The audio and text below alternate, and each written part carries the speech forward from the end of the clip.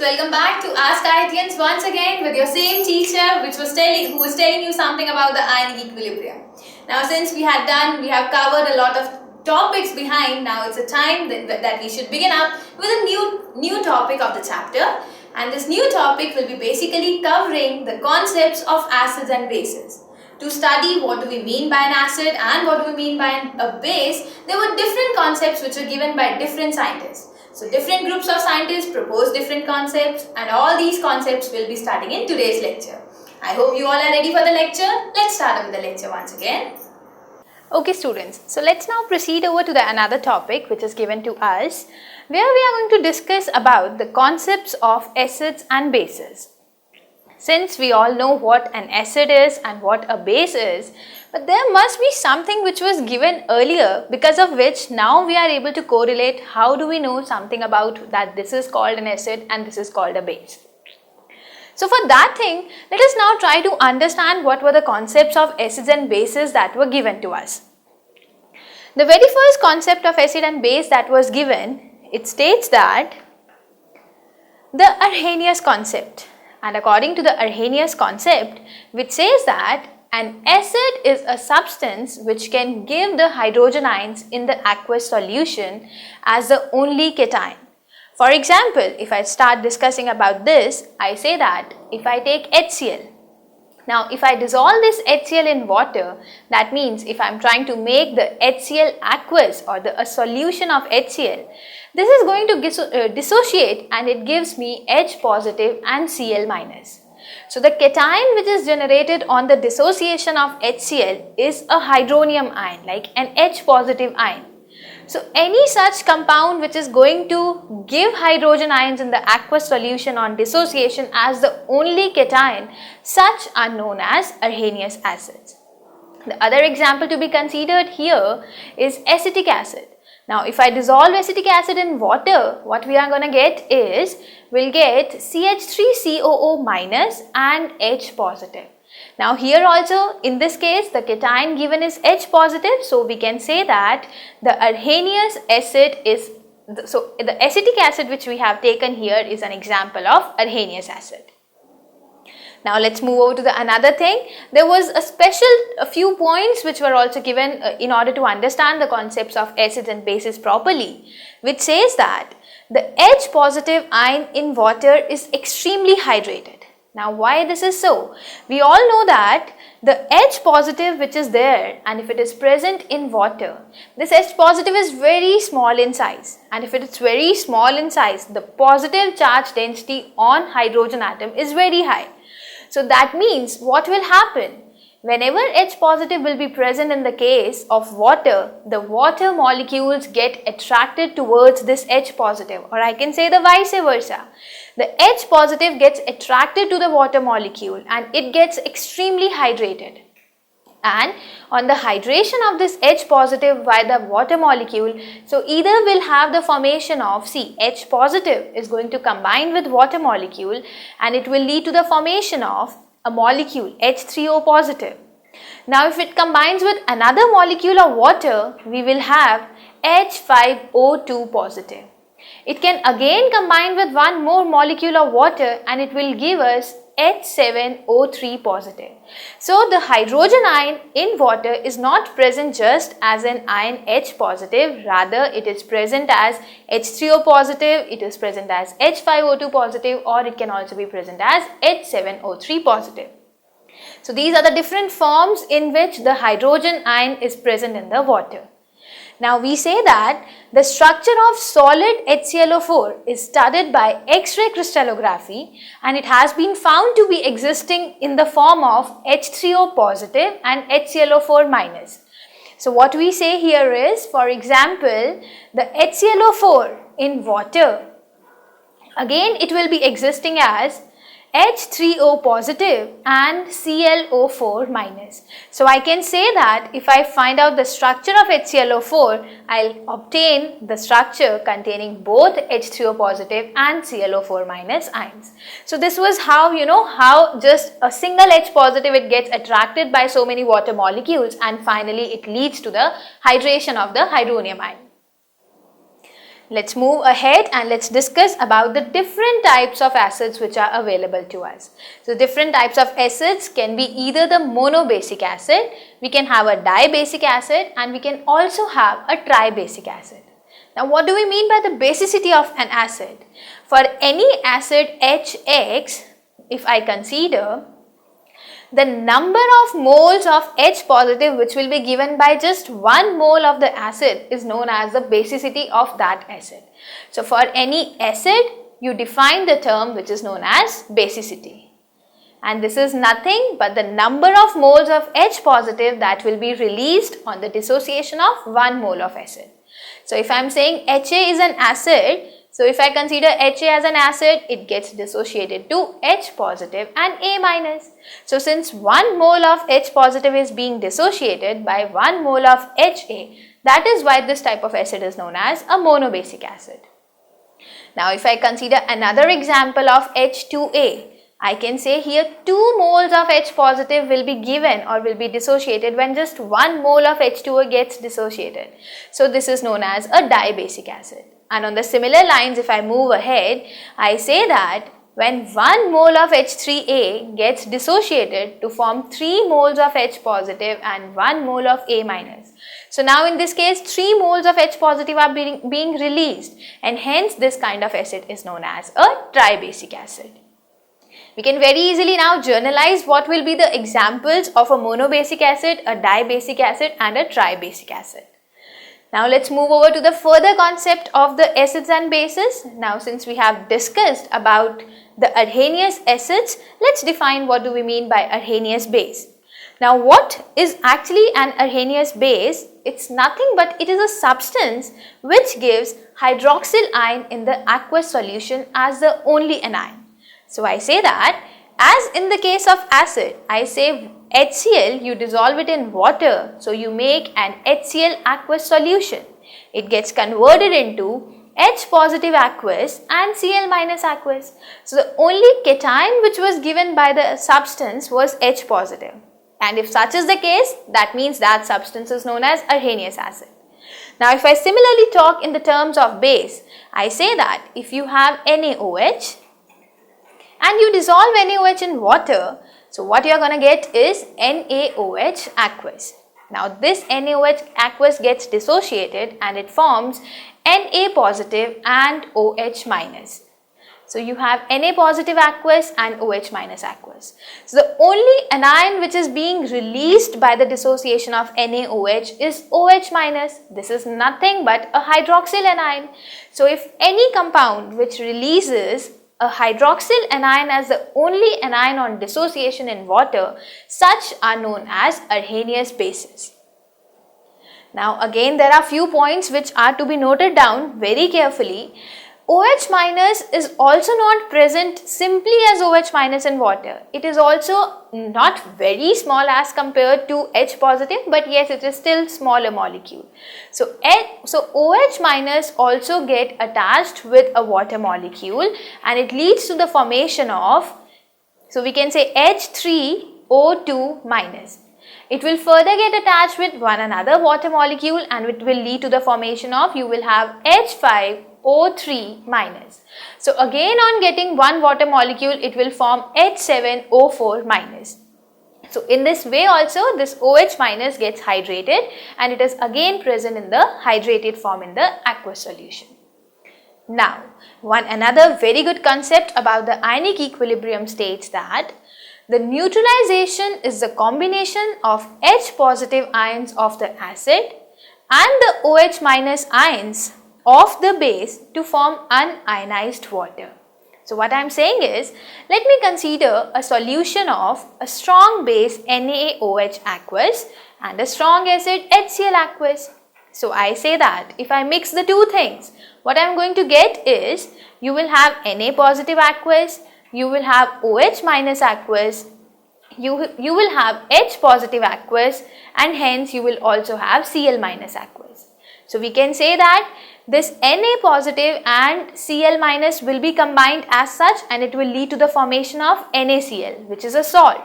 And this H positive and OH minus again will combine with each other according to the equation H positive aqueous plus OH minus aqueous, and this will form the water molecule H2O liquid. And this combination of the ions of H positive, which were given by an acid, and the ions OH negative, which were given by a base, to form an unionized water molecule, this kind of reaction is known as neutralization reaction. So neutralization reactions generally take place when a strong acid and a strong base are mixed with each other. Let's now discuss about the type of bases, since we have discussed about the types of acids. For acids, we define something which was known as basicity. Now for bases, we define something which is known as acidity. So on the parallel lines, I can say that when 1 mole of base, if it gives 1 mole of OH minus ions, that kind of base is known as monoacidic bases. So if I can take the example, when 1 mole of XOH is going to give me 1 mole of X positive plus 1 mole of OH minus, so XOH is termed as a monoacidic base. Similarly, when 1 mole of XOH twice is going to give 1 mole of X positive and 2 moles of OH minus, that means I am getting 2 moles of OH minus by just 1 mole of a base. So such kind of base is known as a diacidic base. And on the similar cases, I can define a triacidic base means when 3 moles of OH minus will be given on the dissociation of just 1 mole of a base. So let's now further discuss about the strength of acids and bases. So what do we mean by the strength of any acid, or what do we mean by the strength of any base? We say that the strength of any acidic or basic solution depends upon the extent of ionization. So if you have any acid and if you are ionizing that acid, now if the ionization of the acid is very good, that means if any acid is getting ionized very properly, it will be termed as a strong acid. And if on the other hand any acid or any base is not being ionized that in such a good quality, that means it will be termed as a weak acid or a weak base. So accordingly we define the concept of the strength of acids and bases. Now the equilibrium constants Ka and Kb, they will give a quantitative measurement of the strength of any acid or base. So we say that if I am saying that this is an acid and it is a stronger acid, this is acid 1 and this is my acid 2. So there should be some quantitative thing on the basis of which I will be able to differentiate between the strength of these two acids. And to differentiate between the strength of these two acids, we define the equilibrium constant Ka1, and for this acid we define the equilibrium constant Ka2. Similarly, if I would have been talking about the bases, I will say this is base 1 and this is base 2. So I will basically define the Kb1 for this base and I will define Kb2 for this base. So I will say the acid which will have more value of dissociation constant or any base which has more value of dissociation constant will be termed as a stronger acid or a stronger base as compared to the another moiety. Now let's say if I am saying you have an acid Ha and I am dissolving the acid in water to form H3O positive and A minus. So I can write the equilibrium constant as the concentration of H3O positive multiplied by the concentration of A minus divided by the concentration of Ha and the concentration of water. Now we all know that the concentration of water is a constant. So if the concentration of water is a constant, so I can very easily take it to the left hand side. So I'll say K equilibrium will be multiplied with the concentration of water, which is nothing but a constant value, and it will give me H3O positive, A minus and Ha. Now this value K equilibrium into water concentration is known as Ka. This is nothing but the acid dissociation constant of any acid. And it will give the value as H3O positive concentration into A minus concentration by the concentration of Ha. Since we have done it for the acid, the same way we can do it for a base also. So here I say one base B is going to combine with water to form BH positive and OH minus.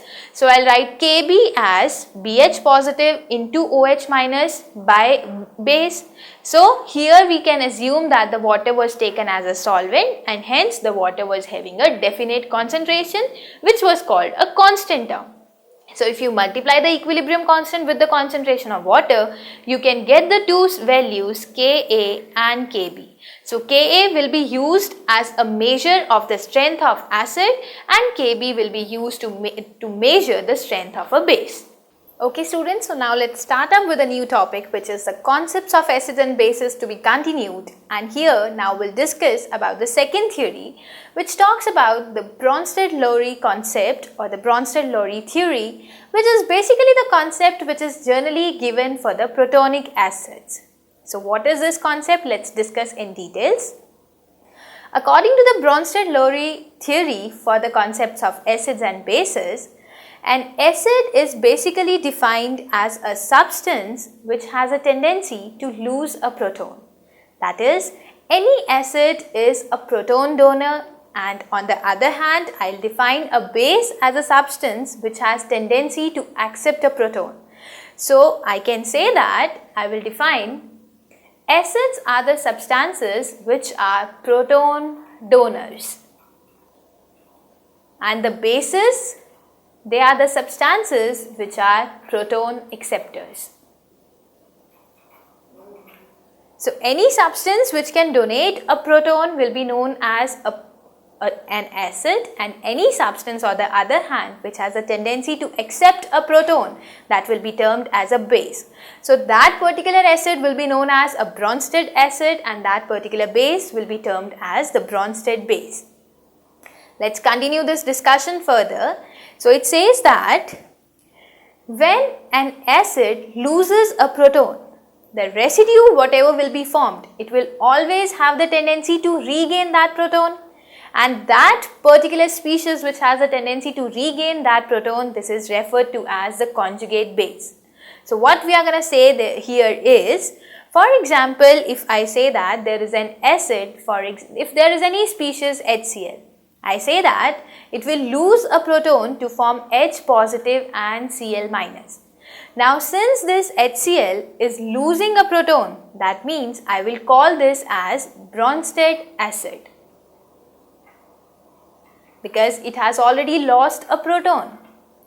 Now the conjugate species that is formed, the complementary species which is formed because of the loss of that proton from the main species, it always has a tendency to gain the proton back.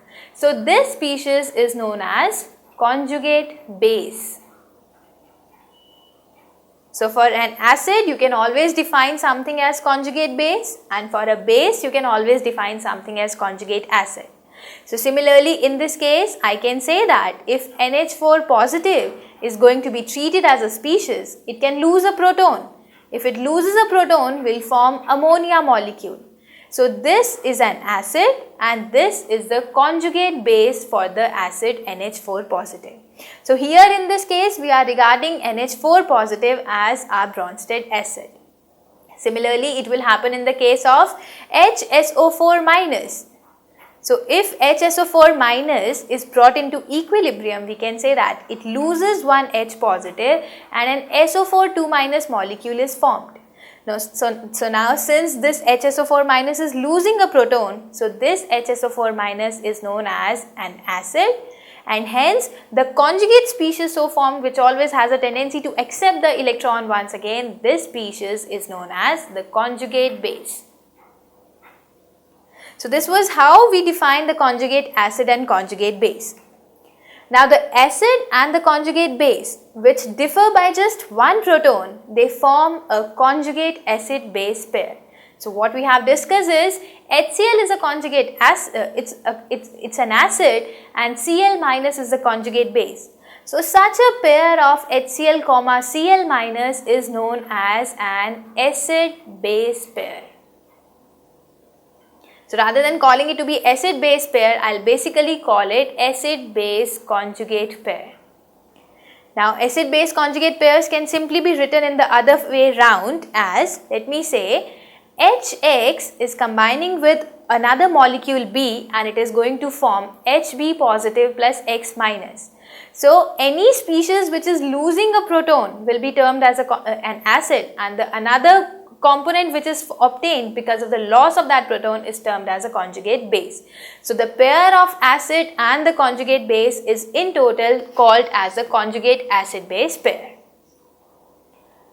Let's continue the discussion further, where there are some good concepts which should be kept in mind while dealing with the conjugate acid-base pairs.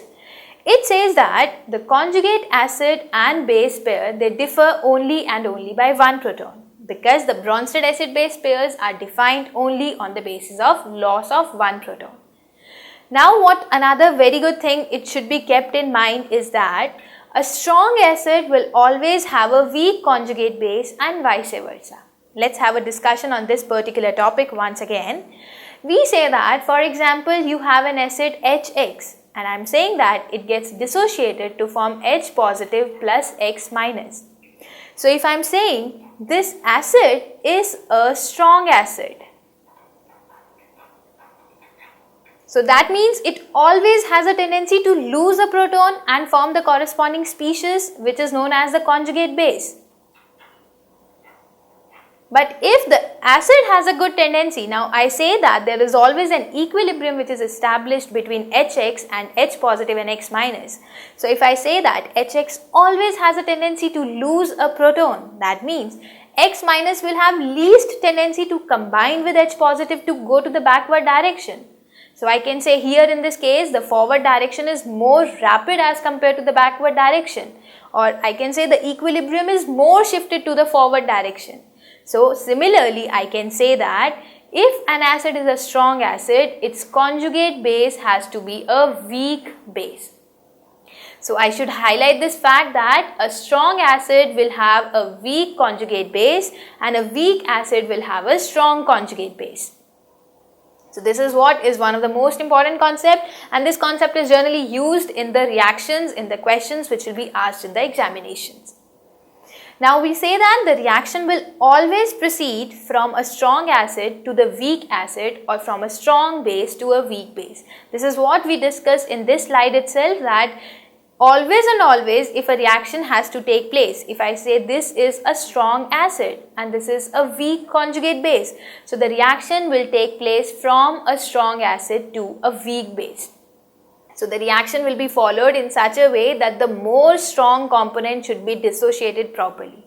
So that will determine the order of the reaction, like it will be determining what will be the direction in which the equilibrium will be achieved. So students, this was all about we had discussed in this class about what are acids and what are bases, what were the different concepts which were given for the classification of acids and bases. I hope you people are clear till this particular point of the chapter. Now to continue with the chapter further, in the next class I will be telling you how acids and bases will behave when they are dissociated in water. So I hope you will be able to enjoy that chapter also. So by the time you take care and do well in your lives, and we'll be meeting in the further classes.